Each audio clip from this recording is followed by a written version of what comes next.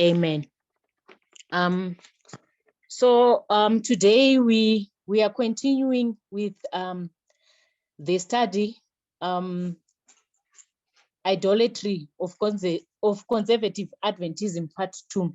So before we go there, I'm going to start with a summary of Part 1 of what we learned in Part 1.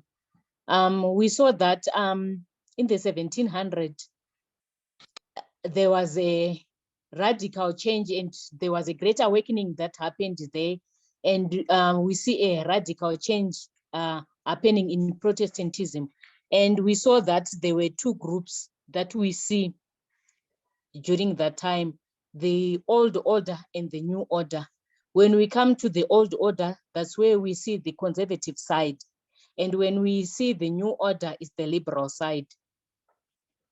And for the conservative side, we have these aged ministers that people would look up to interpret scriptures for them. Then for the liberals, we have these people who are saying, why do we need these old aged ministers to interpret the Bible for us when we can read the Bible? We can also understand the Bible on our own. And also in that, after the first Great Awakening, we also see the Second Great Awakening. And in the Second Great Awakening, that's when we see two denominations. They came out of the Second Great Awakening, which is Adventism and Mormonism. And the Adventists were led by William Miller, and Mormonism were led by Joseph Smith. And Joseph Smith ran for presidency in 1844, and he believed in the combination of church and state. And that was the popular mindset among the conservative religious faction. And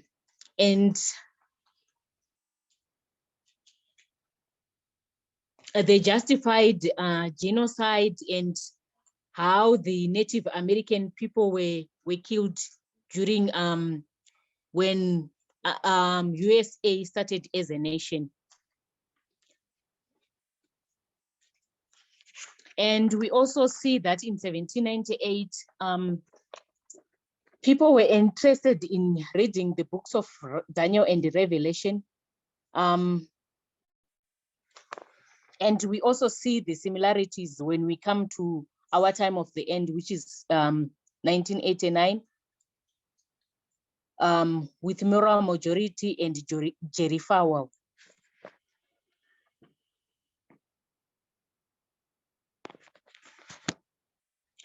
And we also saw that there were also two universities, Yale University and Harvard.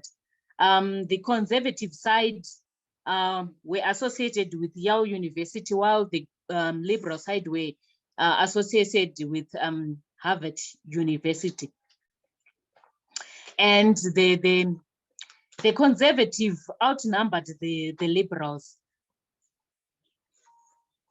And we also saw that we saw church meddling into state issues. And we also saw Jenny Diamos saying that church meddling with state, it was not something new.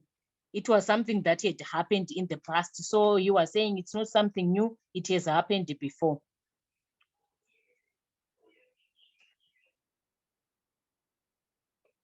And we also saw that on the conservative side, when we come to external events, that's where we would see John Adams was associated with the conservative side, while the liberal side were associated with Thomas Jefferson. And if we were there during that time as a movement, we would go to the side of Thomas Jefferson. And in 1798, we saw that Janet Diamos enacted a national day of prayer and fasting. He was concerned about the, he was saying that America as a nation, losing its molarity, and the only cure was for God to help them. And he wanted church and state to come together. And he said he linked molarity as a cure for the nation. And there was also tension between these two sides, Thomas Jefferson and also Thomas Jefferson and John Adams. They were like totally opposite sides. So that's what we learned in the first study, the Idolatry Conservative of Adventism, part 1. If anyone has wants to comment or to say something, you can just unmute, because usually I don't normally check my the charts. So yeah, please forgive me on that. And if anyone sees that the presenter is joined, please just let me know so that I can hand over to her. Yeah. So today we are going to part 2. So we saw that the person who introduced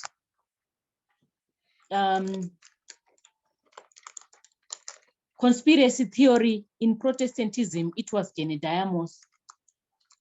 So he was saying that there's a deep state that was working against John Adams and the conservative political faction. He was saying that Thomas Jefferson and those who support him, the liberal faction, were under the control of the Bavarian Illuminati. So in 1798, that's when we see the introduction of the conspiracy theory to justify their political ideology, the conservative side. And he said they have a threat. And the person whom he was saying was a threat, it was Thomas Jefferson in the liberal faction. And he was saying that Thomas Jefferson is working together with the Illuminati, the secret society, to overthrow religion and the government. So to explain his ideology, he used conspiracy theories. That's what he used, Genediamos. And he was saying that there were two states that were harboring the Illuminati. He said it was Virginia and New York. And the reason why he said that, it's because that's where the two liberal people were living in those states, Thomas Jefferson and Alexander Hamilton. So he didn't have proof of that, but he was just using conspiracy theories. And he connects that to the papacy. And he was saying that the Illuminati were working together with the papacy in France to overthrow the government and also to remove religion. And this created a storm in May 1798. And he repeats that also towards the end of 1798. When we see in 1798, towards the end of the year, John Adams, he proclaims a national day of fast for the whole nation. And usually when they do those fasts, a minister would stand and give a message.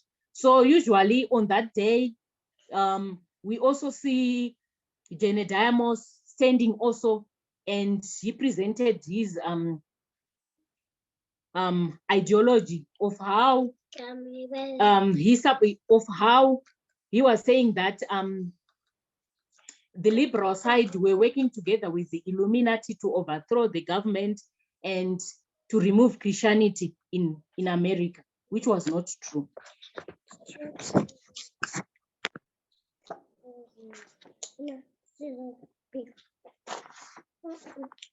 if there's someone who wants to say something to add or to ask a question, you can go ahead, as we are doing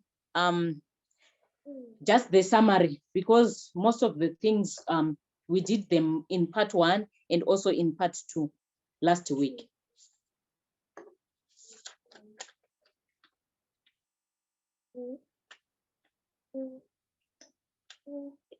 So Genediamos was saying the Illuminati were under the control of the papacy, and and we're also working together with France.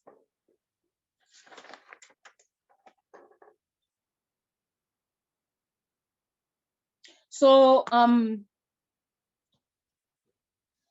Genediamos claimed that he received a letter from someone from England who was saying that in America, Illuminati were there and they were active. And he also wrote, he also read a book that was written by a man called John Robinson, where he was explaining about the Illuminati and conspiracy theories. And the book was reprinted in 1798. So Genediamos saw the book and he read it.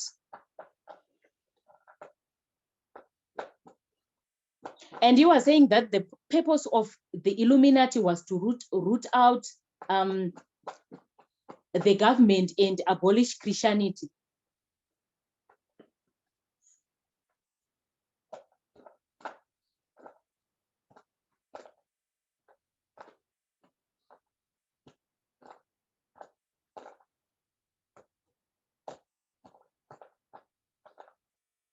So like what we said last week, that we see these two groups, these two people that were like polar opposite, Thomas Jefferson and John Adams. They were totally different. So when we come to Protestant side, we also see two people that were totally different and totally opposite.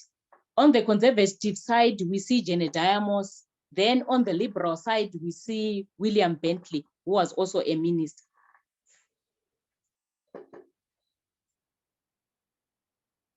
So during the Dark Ages, the papacy, it's like during the 1260, the papacy persecuted people who were going against their ideology. So even the even the, what can I say?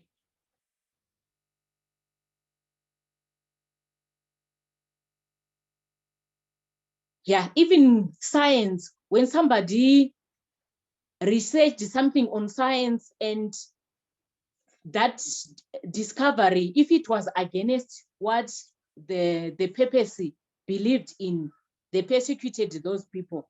And that's why it's called the Dark Ages, because all truth was suppressed during that time. So they also suppressed the truth of the Bible, and they also suppressed the science. And during that time, we also saw that even Galileo was persecuted about the discovery that he did about the earth and the sun, how he viewed these things, and it was like totally different from what the papacy believed in.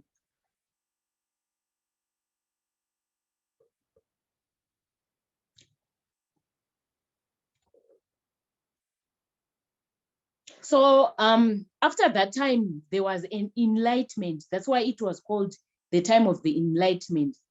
And it's like it set people free during that time.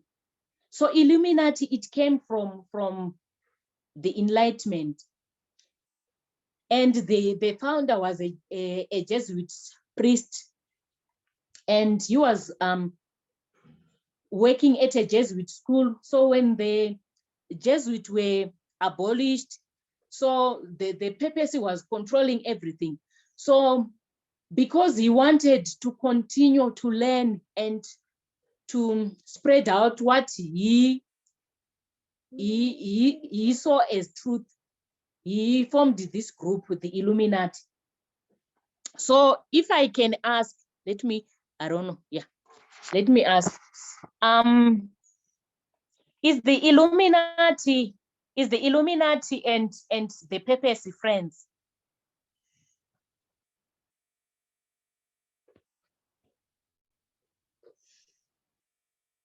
Hello, I saw Lindelo, your mic was on.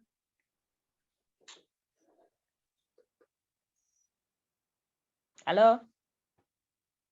Does anyone wants to answer that? Hello, can I try? Yes, you can.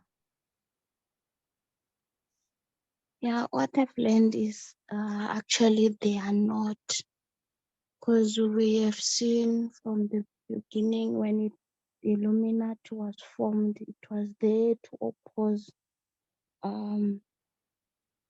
the doctrines and the teachings of the papacy. So, yeah, and we saw afterwards how they were actually hunting them, whoever was siding with Illuminati or who was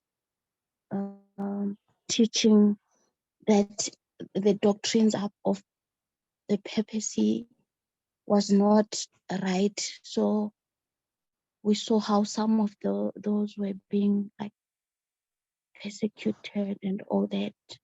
So when it was formed in the beginning, when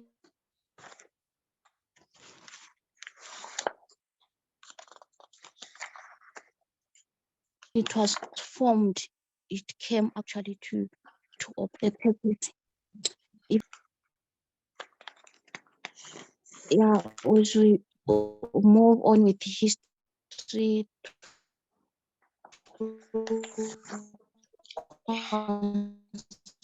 conspiracy, as if like part of the or it like they were like friends, or they were like believing in the same thing, kind of like something like that. Thank you very much. Thank you very much, Gracious. You are right. Yes, they were not friends, they were actually enemies.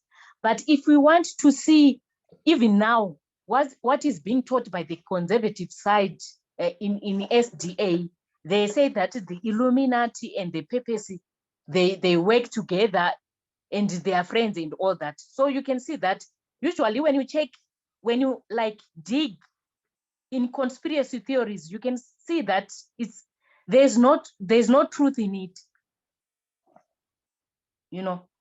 Even Mina, I used to believe that the Illuminati and the papacy, they even at the beginning they worked together. They were a one group and all that. But we can see that they were actually enemies. They were not even groups. Like they were not even friends. Like what Gracia said, that the papacy used to persecute the people from the group, from that group, the Illuminati. So they were not friends.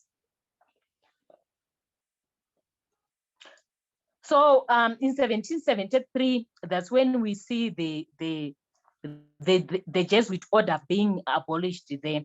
So in 1776, just after 3 years, that's when we see the Illuminati being formed. So the reason why they formed this group is that they wanted to continue to study, and because it was impossible to do that, that's why they formed that secret group, so that they continue to learn and to share the truth that they discovered.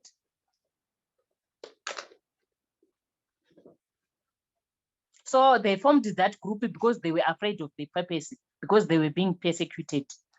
So Illuminati was the enemy of the papacy. And Illuminati was not satanic. It was formed by somebody who wanted just to be free from the papacy, to be free to teach his doctrine, his discoveries, and all that. Okay. So when the group started to be popular, the papacy knew about it and they started to persecute them. So in 1786, the Illuminati was destroyed. It was destroyed. But before it was destroyed, they went and infiltrate another group, the Freemason. We're gonna learn about it. I think we did it also last week.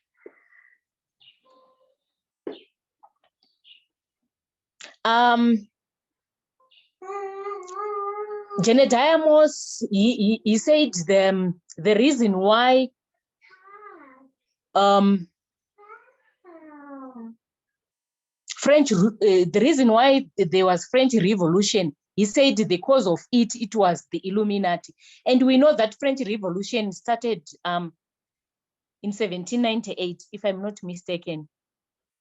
Yeah, if I got the date wrong, can someone correct me? 1798, that's when the French Revolution started. But we saw that the Illuminati was destroyed in 1786. So when the French Revolution started, the Illuminati was already abolished. But when we go to a great controversy, 281.3, we saw Ellen White gives us the reasons why the French Revolution happened. It's like people were tired. They wanted to break from the bondage of the papacy, and people were just tired. That was the cause of the French Revolution. But when we check Genediamos with his conspiracy theories, he said it was the Illuminati is the one that caused the French Revolution, which is not true.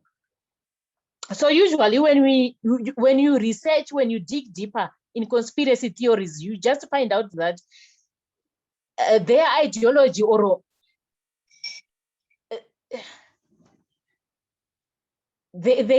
yeah, it's just lies. Yeah. So we said in 1798, that's when we see Genediamos introducing conspiracy theories to explain external events. And if we want to check in the books of, if we want to check Ellen White, even our pioneers, they never said Thomas Jefferson was controlled by the Illuminati. They never said those things. It was the conservative side. Hello? Yes, Jean? Okay, I also wanted to just add something. If we are looking at the word Illuminati, it came from the word illuminate, which means make something visible or bright by shining light on it or to light up. A flash of lightning illuminated the house. The other one says it helped to clarify or explain. So when you look at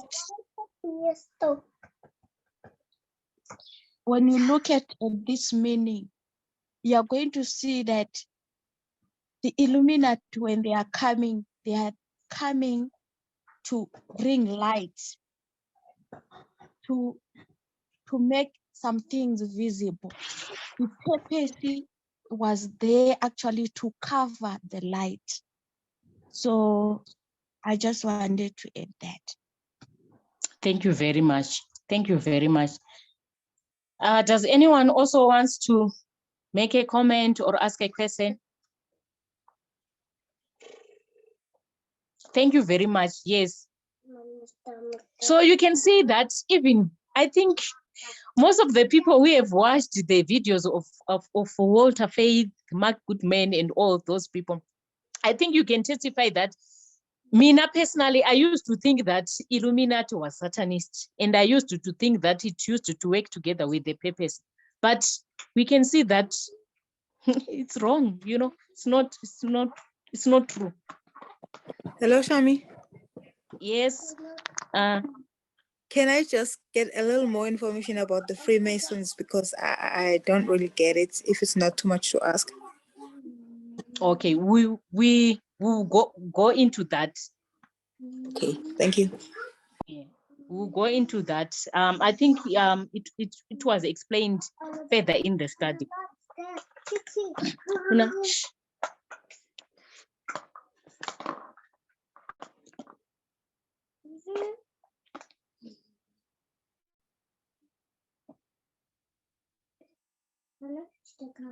So our forefathers had nothing to do with the Illuminati. And that gospel was introduced by the conservative side to explain what was happening in USA.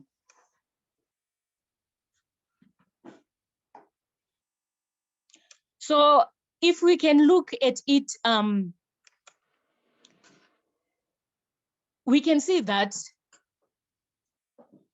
SDA Church, it came from Protestantism. But when we want to see how they preach even now, we can see that they've never left the Protestant mindset. It's still in them. That's why whenever they want to explain even external events, they use this thing, they use conspiracy theories.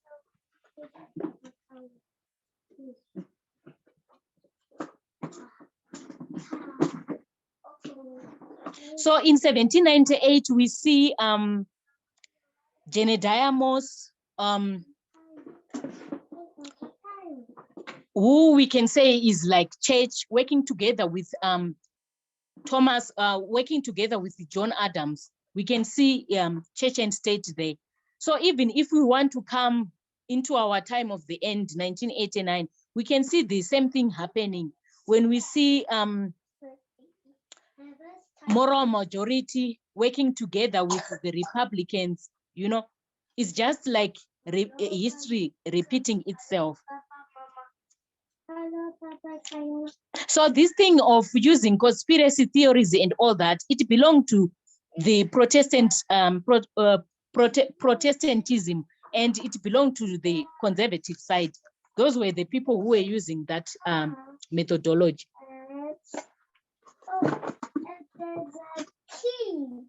Wow.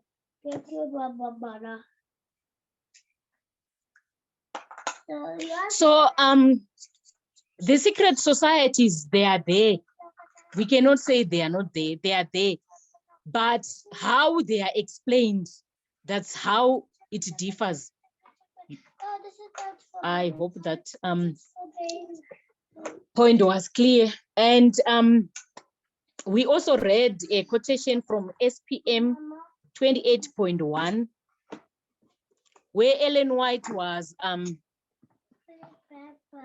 talking about the missionaries that were going to the South, that she was concerned about the message they were going to take to the South, because the blacks that were there in the South, I think we if we have time in our, we can read the whole passage to get the context and all that.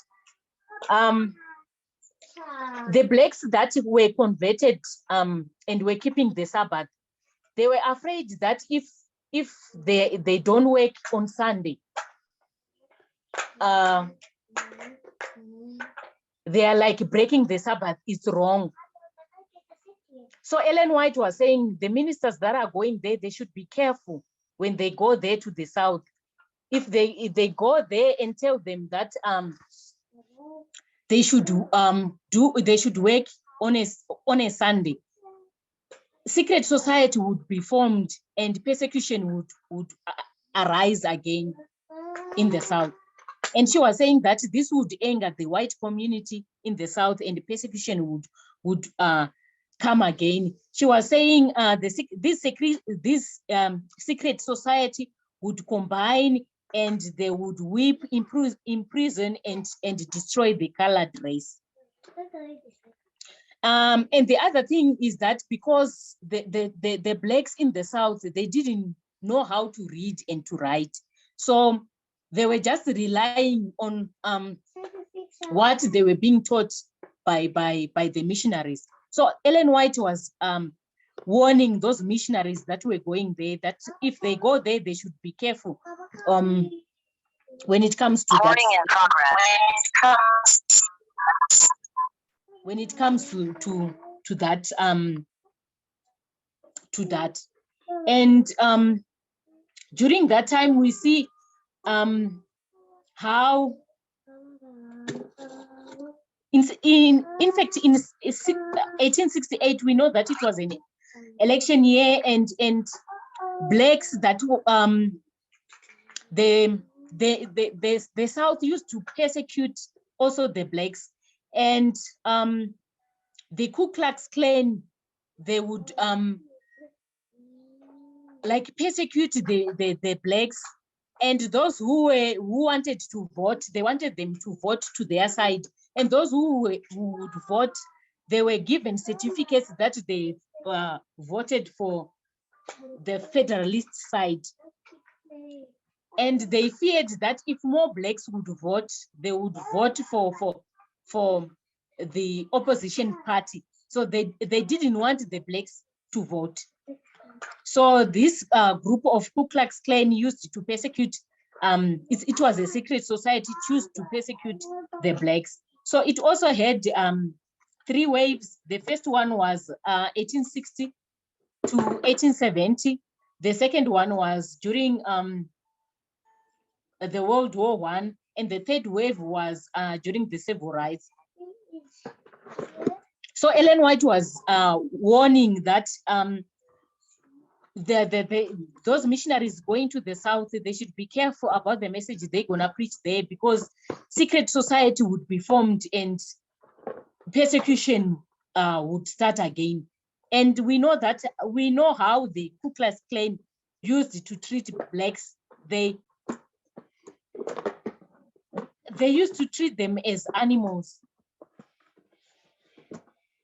And the Ku Klux Klan, these members, they would hide their face and in scary costumes and all that. But it was not all that secret, because the people would know them even by their voice. Let me say, like the voice of Kanya.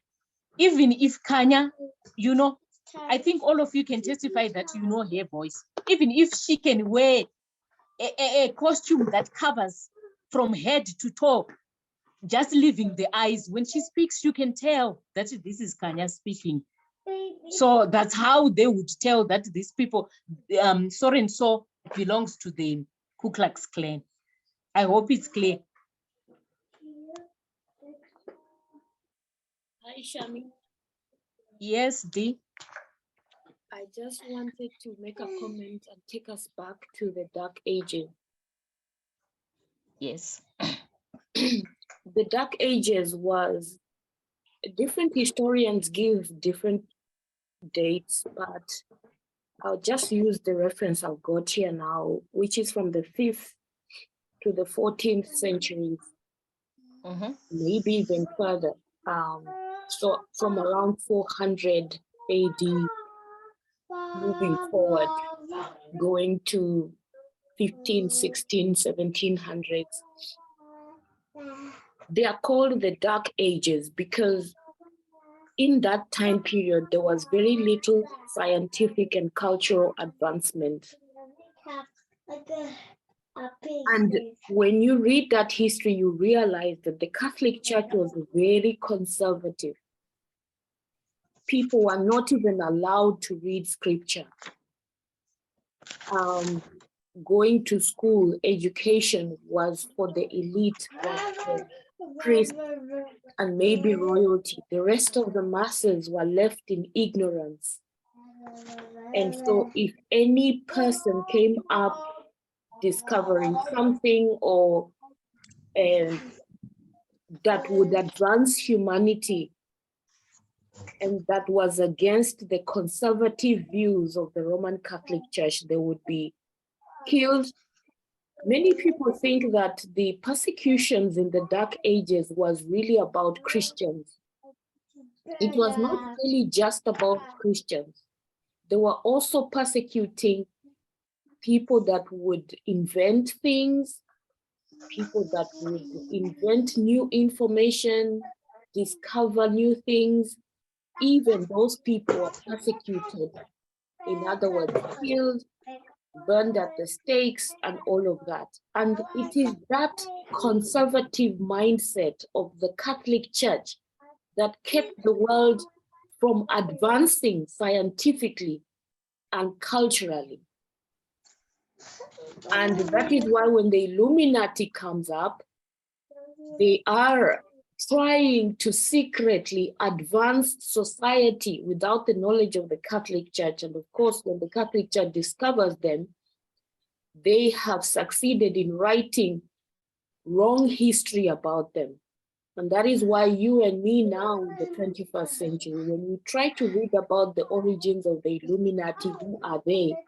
We are getting the Catholic narrative, or even the narrative that was adopted by the Protestant churches, by Jedediah Moss and his cronies, to give this false history about the Illuminati. And Adventism now, today, modern Adventism still believes in this conspiracy theory, especially conservative Adventists. All of us come from conservative Adventism. And what I'm discovering the more as I study this message is that to be conservative is grievous. It is a sin. It keeps society from advancing and moving forward. If you remember how we used to think that we need to get out of schools. We don't need a worldly education. We don't need science, physics, mathematics. What we need is to get our children out of the schools, go to the countryside, build our own houses, make our own clothes, because we are against advancement. You know, if the cell phone, if let's say the advancements being done today were done in the Middle Ages, we would never move forward. We wouldn't have the information age. We wouldn't have cell phones, computers, the ability to really move forward as a society. And there is nothing wrong with moving forward scientifically as a society and even as human beings. And being conservative is against that. Really, really a very bad spirit. And it is even what keeps people from growing spiritually. It is the desire of clinging onto what we already know, so that when God now opens up new light, we approach it with suspicion, and we approach it with a conservative, conspiratorial mindset that keeps us from growing. So the reason why we are studying these lessons is to understand how Christians all through history have always lost the way by being conservative.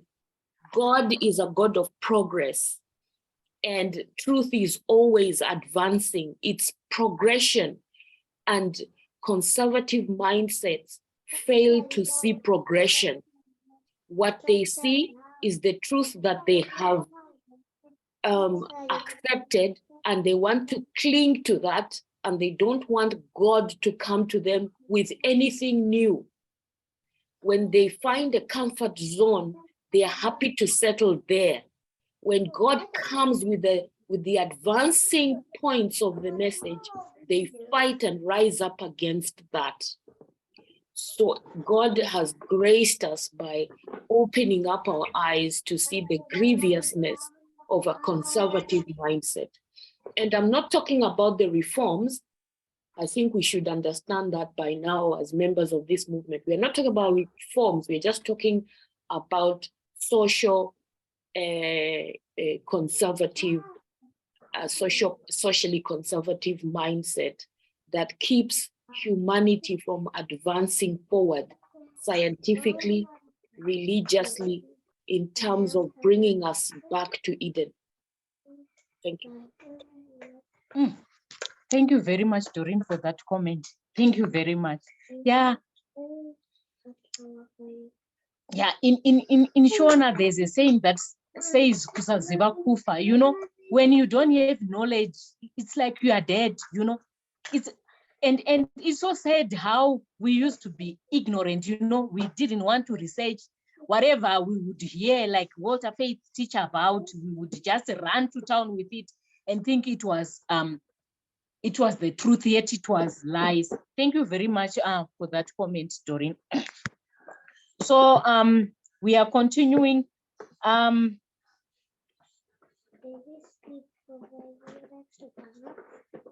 So people were joining secret societies, but not the way it's being explained by the conservative side,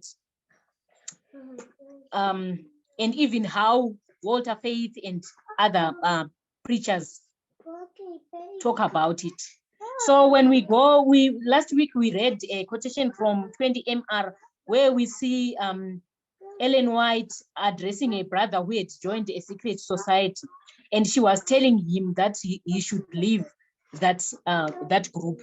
And it was not a secret, Kuna, and it was not a secret because it was not a secret society as we view it, because Ellen White knew he was in that group, so it was not a secret.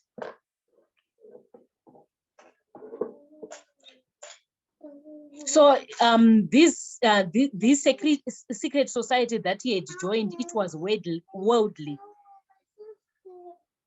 and they would meet, and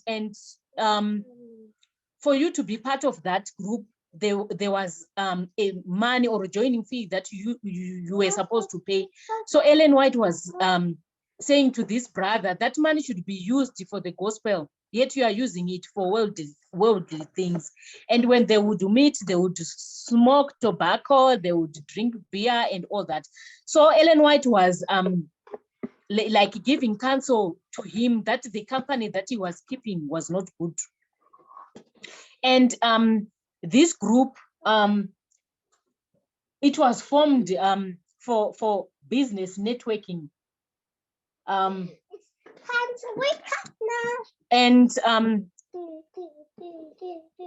the group was formed, if we check in Wikipedia,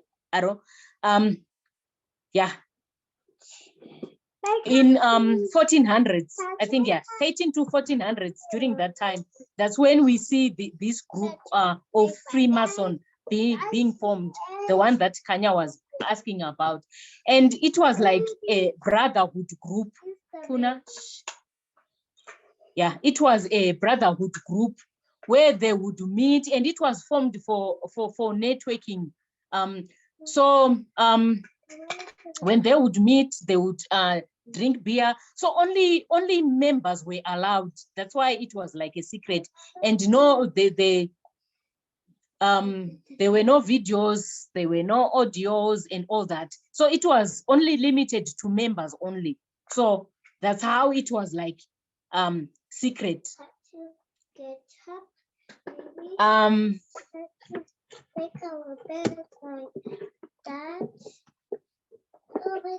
Hello, Shaman. Milton, you can go ahead, Kunash. I just wanted to add on the idea of the Freemason.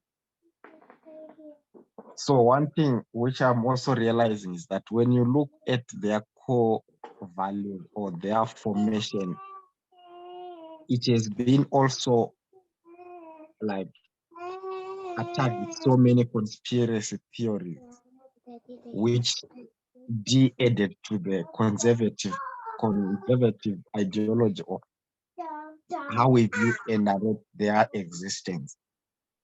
but most of the things which are said about them are not true. And there are things which we need to discard from our view of Freemasons. One thing is that they had nothing to do with religion, like especially the existing religions in that time, whenever they were formed from the 13th century, they had nothing to do with that religion. They were a religion on its own. You have things that you can see, especially one thing that I've seen was that they were all men, they didn't include women in there. That is why it was called a brotherhood. So that's another issue to discuss. But when you look at the theories which are used to attack them, most of the things are not true. So they've been in existence, and there are things which, like when you look at the political conspiracy theory, which says they wanted to consolidate power and control the world. Actually, most members, they don't know each other. That's actually not true. When those members meet, that's why they speak with signs, and they have to introduce to each other through a symbolic language. So they don't know each other in most countries. Even their hierarchies, another member who is lower cannot recognize until they do certain things. So the fact that they know each other and they want to consolidate power, that conspiracy is not true. And then the second one is that as they were in history, when it comes to the 18th century, they become an integral part in supporting the Illuminati to diffuse information, which means they were not in agreement with the political state of that time. So that's why they helped the Illuminati, even though they were not, some members were actively participating, some not. So I think as priests, we need to understand the idea of sifting and how we read. So there are a lot of things which can discard from, even putting all secret society in one basket and call them one thing to say they're all worshiping Satan and they want to control the world. Those views are more inflamed with conservative ideas, but most of the conspiracies are not actually true. Thank you very much for elaborating on that point, especially on the signs, the handshakes, and you know, sometimes even Walter Faith says whenever you see a politician or a singer lift two fingers, it's a sign of the Illuminati and all that. Thank you for explaining that. I think Kanya, it's now clear from the explanation that we had. Kanya? Yes, very much so. I actually saw those videos which were talking about singers and famous people, the signs and the eyes, all those things. So I was very disturbed by those things. So now I totally understand. Thank you. All right. Thank you very much. So there's a quotation also that we read last week from Evangelism 622.2, where Ellen White was saying that people in the last days, people are gonna confederate or come together to accomplish their selfish purposes. Then this in the study, Elder Tess says that usually this conservative side, like Walter Faith and all that, when they if there's a quote that they can manipulate or want to use or want to twist, this is the only one that they can twist, the one that is in Evangelism, where she was saying that we're gonna see people at the end, they will come together in secret and confederate and to accomplish their selfish purposes. And we see that also happening in 2012. That's when we see 3 men, they confederated. We see Stephen Bannon, Jeff Sessions, and Stephen Miller. A question was asked, do they meet in public? No. They met privately and they discussed their selfish purposes. What was their selfish purpose was to bring about Sunday law in 2014. And we see them removing even people who were like in the middle when it comes to Republican Party, and they put the ones that they knew that they were radical in the Republican side when it comes to the ideas they hold on to. So we know that they met in secret in 2012. So these men, they met together and sat over dinner and decided how they would turn around United States,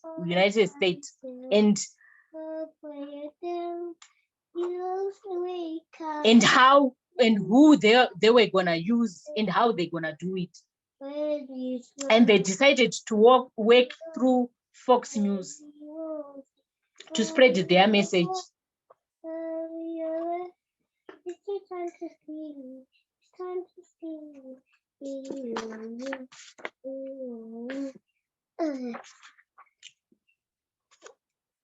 The reason why we know that they met is because in 2019, Steve Bannon, he sat on Frontline journalist and told him that they met, and these three men, they met and they had plans that they wanted to accomplish. And the way this group met in secret is just totally different from what it's portrayed in Protestantism when they discuss about it. It was not about handshake. It was not about science. It was not about, yeah, you know, like what Kanya was saying. Usually the video that she saw when Walter Faith discuss about it, he discuss about the shapes. Whenever you see a shape, sometimes he would even say, hey, look at the tie that Obama was wearing. You know, it had a shape like the head of the Pope. You know, some of these things is, I don't know how to explain it. I just don't know how to explain it. But yeah, usually when you look for something that is not there, you would find it, you know, and you would find even reasons to support your ideology. And sometimes to you, it just makes sense, even if it doesn't make sense. I don't know if what I'm trying to explain, if you get it.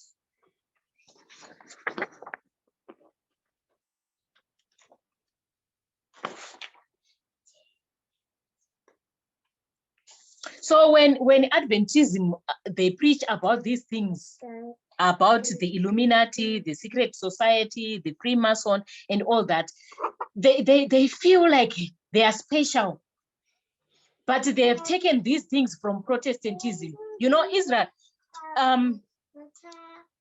if we want to look at ancient Israel, God was taking them from pagan nations. God was taking them from this idolatry that they had imbibed in Egypt. But they continued, they hold on to it. That's why when Christ came in their Omega history, they couldn't recognize him because they were still holding on to that. We also see Adventism making the same mistakes. You know, we were taken from Protestantism, but we see even Adventism is still holding on to the Protestantism that we were supposed to live, you know. And if we want to look at the line of ancient Israel, the cure, the tool that was used to remove them from that Protestantism, Protestant ideology, it was parable teaching. It was something that they were not familiar with. It was something that was new. Also to us, the only thing that can take us from Protestantism, Protestant ideology, is parable teaching. And if we want to see these things, World War I, it's parable teaching. It's like helping us to understand our history. It's something that we are not familiar with, but it's the only cue that will help us to come out of this thing.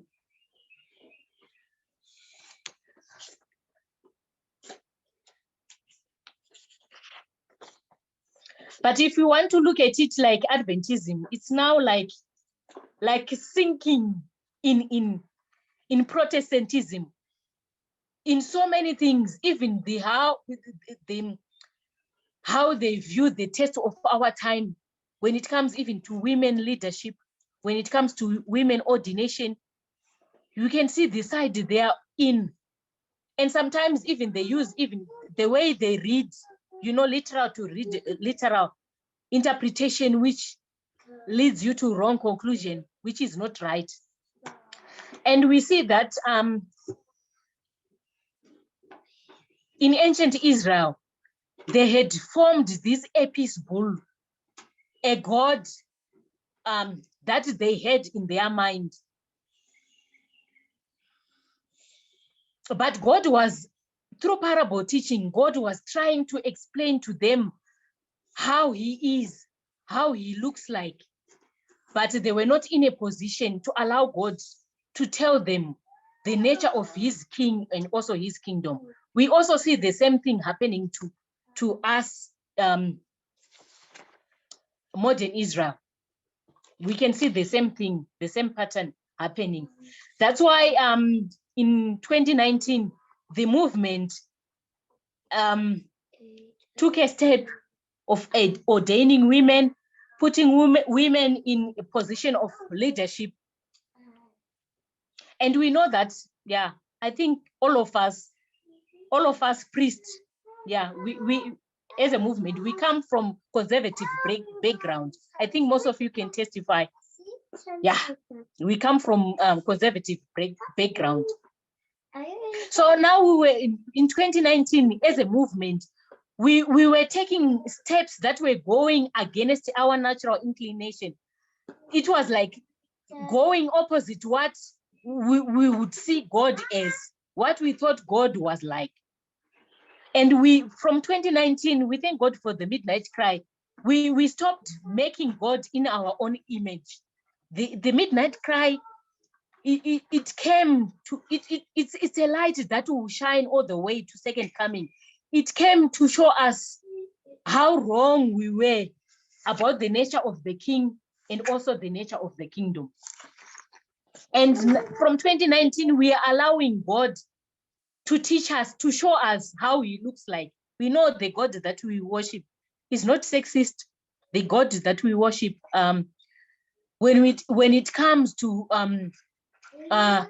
even to the medical field, how we used to view things like vaccines, how we used to view things like globalism and all that. It's like shining. It's like we were in darkness, but it's giving us light. The midnight cry, since it came, it's just moving with us bit by bit. That's why Elder Tess says that if we reject the midnight cry, we're gonna fall into the dark, wicked world below. When you are in darkness, there's nothing, you cannot see anything, and there's no progress. Like what Doreen said, that they purposely, they didn't want progression. They didn't want people who would like continue to learn and discover new things. Yeah. So we can see the power of parable teaching.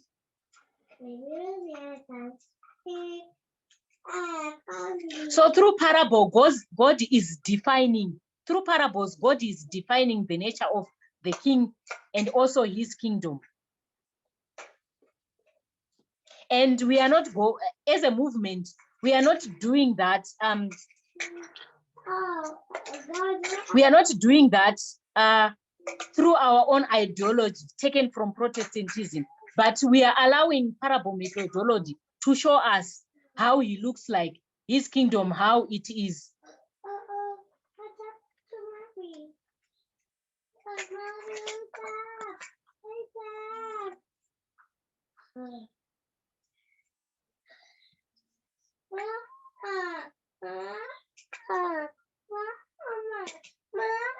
So like what we have said, that when we come to modern Israel, it came it was in idolatry, it was in darkness for 400 years, and a reformer was raised up with Moses, and we see them being restored, and Sabbath being restored.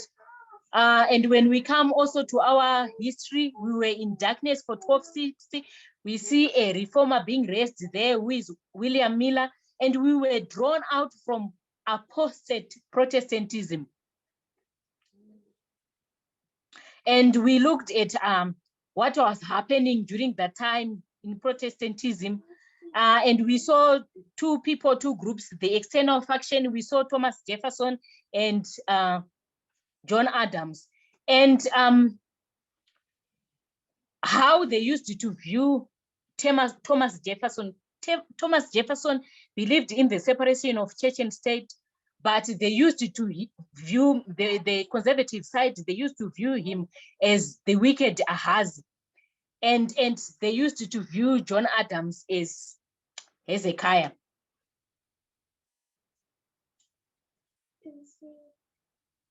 And we see that when they saw that they were losing like power in 1798, the conservative side, when they saw that they were losing power because of the enlightenment that was happening during that time, they introduced something which is conspiracy theories to justify their ideology. And he so said that even now, I hope in the movement there is no one who is using conspiracy theories to justify these things, especially like vaccines. You know, Mina, I also used to view vaccines as things that were so evil, and even when I would get sick, I never used to take pill. I would rather take herbs, and sometimes, you know, herbs, they take time for them to heal and whatever, and yet there's something that can able to help me to ease the pain, you know, easily. I used to view you know, pills and medicine as something so evil. I remember I watched another video of Walter Faith where you were saying, why is it, you know, he loves to say this statement of why is it, why, and sometimes it makes you have questions and you conclude that this is wrong. You are saying that why is it in the medical field they use this symbol of a serpent, you know, they use the symbol of a serpent, and you know it's satanic, that's why they use that symbol. So he was saying that that's why they make these pills and whatever, and these vaccines are there just to destroy people. I hope all of us in the movement, we have been vaccinated even from COVID, because even when we want to see even how the conservative side, even the Protestant view vaccines, they were saying is 666 is the mark of the beast and all that. Yeah. So we can see, yeah, that is the conspiracy theory. It's being used by the conservative side, and God is removing us, you know, from our Alpha history even to the Omega history of modern Israel. God is trying to remove us from Protestant ideology, but we can see that the conservative side, they are still clinging on to that, and at the end they're gonna be lost, because they don't want to leave these things. Even when the Protestant, when it comes to things like 5G, how they view it, globalism and all that. Yeah, I think this is the end of my lesson. If there's anyone who has a question or want to add, you can.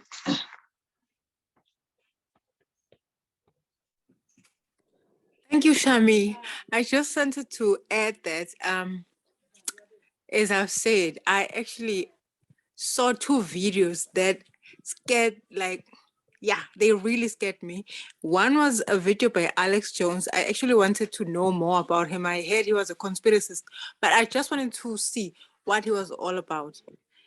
And I was scared out of my mind after I saw one video by him. And the next one was the one that you come across on the internet that talks about celebrities and all that Illuminati, all that stuff. Music was a big part of my life. So I actually wanted to understand all these things. And even after watching these videos, as scared as I was, I actually didn't stop listening to music. What I love about our message is that it is very clear. The reason that we cannot look up to Beyonce as a radical feminist is because she is what's this other one? She is a liberal feminist. When women are losing their basic rights to actually have an abortion if they want to, she is out here using her naked body on cover of her what's this thing? Her album cover. She is what is important to her is just be naked on the cover of her album, when women are actually losing their basic rights to have an abortion if they want to. So what I've noticed is that conspiracies, they will take a little bit of truth and just turn it into something scary that doesn't even make sense. So we have to, like I'm saying, I love our message because it is clear. Most celebrities, they are liberal feminists. Most of them, they're liberal feminists. So we cannot look up to them. Our message is clear. Radical feminism is the way to go, guys. So yeah, just wanted to add that. Thank you very much, Hello? Akanya, for that point. Yes, Milton, you can go ahead. Okay, yeah, I just wanted to add on, especially the character Alex Jones, which Kanya is mentioning. It's so interesting. It's recently on BBC where they were discussing. There are some people who have been involved in accidents or victims who got hurt. Let's say it was assumed to be a terrorist attack. Alex Jones is one of the guys who have been pinned as a person who creates a story out of fake news. Like, he can report that there was a terrorist attack before even the evidence it's brought up by the investigations and all that. He has already come up with videos and inflaming information. Actually, to the people who were involved, it becomes more scary because they don't know what happened, and a story is already told before the investigation has happened. So people were coming up who have been traumatized by their conspiracies because there will be people involved. So he is actually a very dangerous character when it comes to news. And those are the people whom we're looking up to. So it's very scary when you look at some sources and just even listening. It can put so much fear that without methodology, it's unnecessary actually, because they can traumatize people. Those guys are really dangerous. So we just need to understand God, why He's taking us out of this idea of conservatism.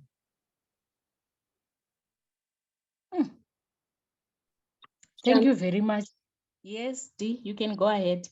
Alex Jones is provoking interest and discussion. Yeah.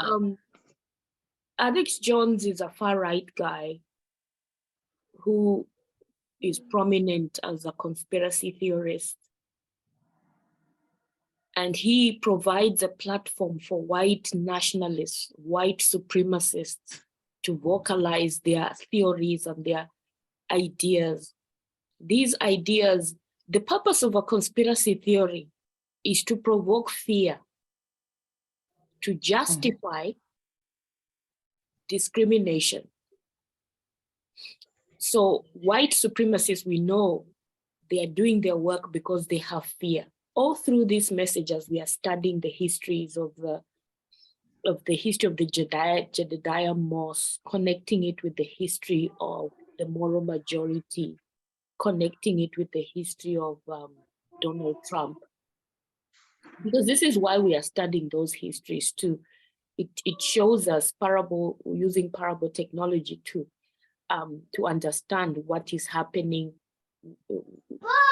help us understand the current events, external events, and be able to interpret them correctly.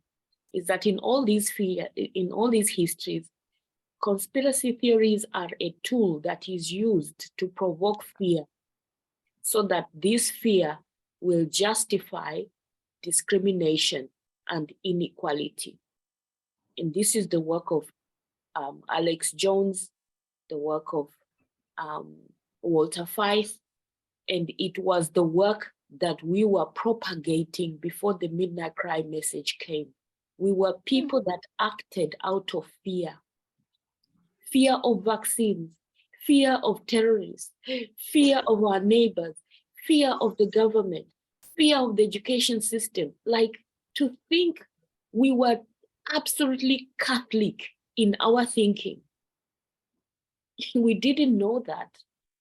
And it's the light of the Midnight Cry message that is taking us out of that pit of darkness, that pitch darkness, because the Bible says when you're in the light and then you embrace darkness, your light becomes even darker than darkness.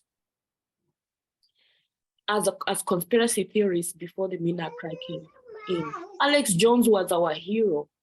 This is where we went to learn current events. This is where we were told people are manipulating the weather. There is no such thing as climate change. It is these Illuminatis and the Jesuits behind the scenes that are manipulating the weather. And all of that was actually contributing to the fear that we had, the fear that was driving us into the deepest, darkest corner, in the deepest, darkest bush that we could find to get away from everything.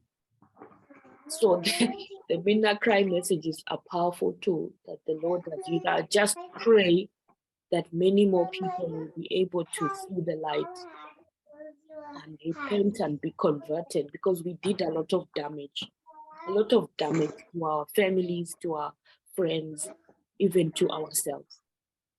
7, 8, 9. Thank you very much, Doreen, for that contribution. Yes, you can go ahead.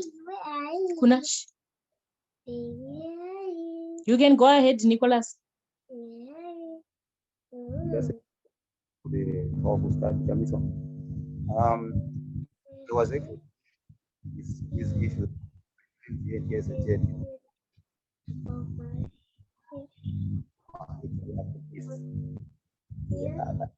How we got to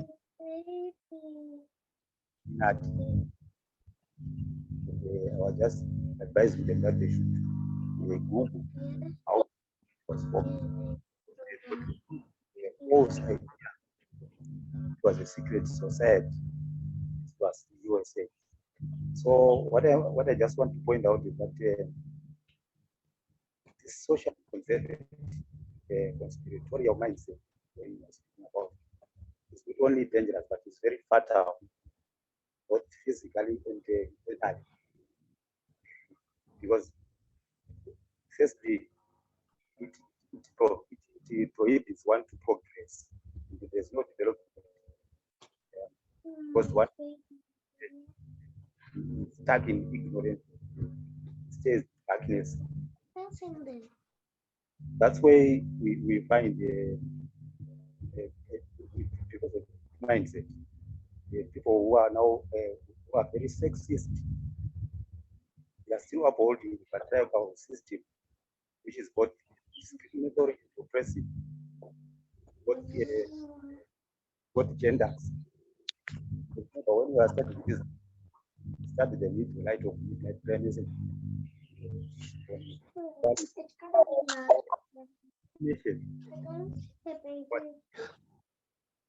So we will lead one to another. So when you have discriminatory, that doesn't just end there. Whereby you will become nationalist.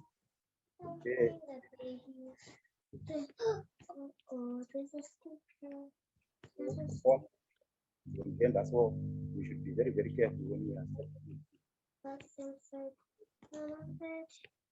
That is it. On the Sunday protest. Thank you. Thank you very much for that contribution, Nicholas. Yeah, even though some of the things I couldn't hear because you were breaking on my side. Kunash, is there anyone else who also wants to make a comment or a question? Let me help you, Mama. Don't have hands. If we don't have, yes, our time is up. Oh, Milton, you can go ahead. I just wanted to add that when you look at the conservative ideology in the world, both in the media stream, even in the religious circles, it has become a global force that if we are now to break down the true idea of the Sunday law, that's why we can see that we are almost there at the time where even persecution will unleash, because what we used to fear was the opposite of what we are now seeing. And the people whom we were actually looking up to as giving us evidence, they are actively members of the people whom we are supposed to be like scared of, like Alex Jones, Walter Fire, those people, like the example I was giving of Alex Jones. He has cases which are in other countries, not only United States, where they have given false information. Some cases they have admitted they have been even prosecuted and charged to pay millions of dollars for lying publicly. And you can see that they still justify their actions because they want to provoke fear and make people always believe that there is this force against them, whereas they are the ones who are creating trouble. So we have to thank God for methodology of seeing now what we are supposed to be really scared of and not the opposite.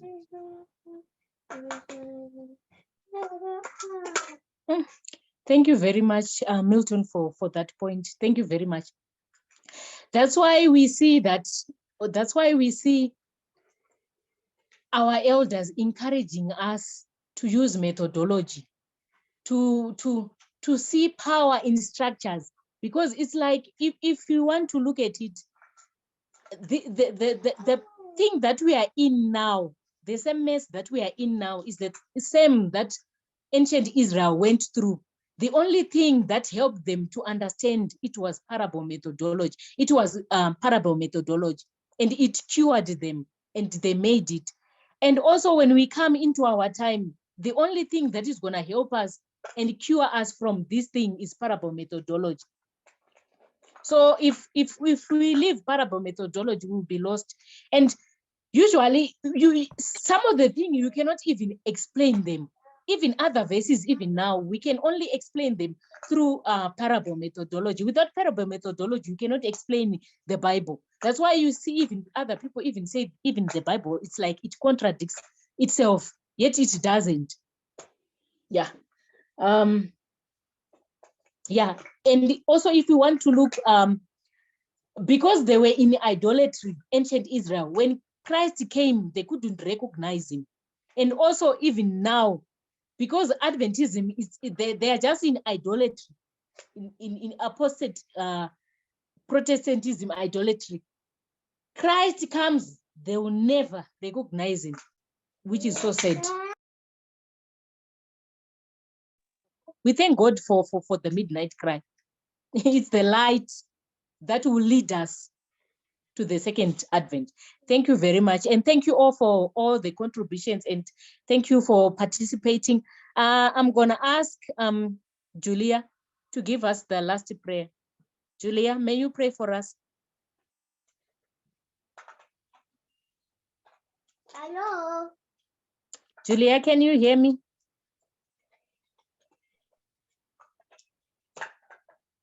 Julia? Yes. Hello.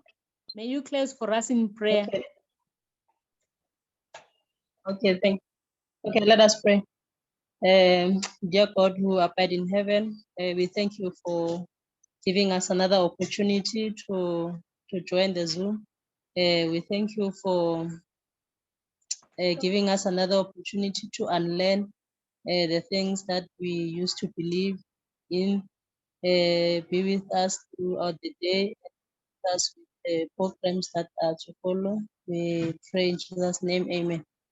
Amen. Thank you very much.